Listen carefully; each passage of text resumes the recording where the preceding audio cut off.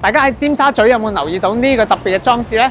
其實佢唔係一條普通嘅動畫咁簡單，而係會因應巴士埋站個熒幕會出現變化，成個人都醒神晒啊！呢個維他冷泡無糖茶同本地插畫家 Moving Drawing 全新合作。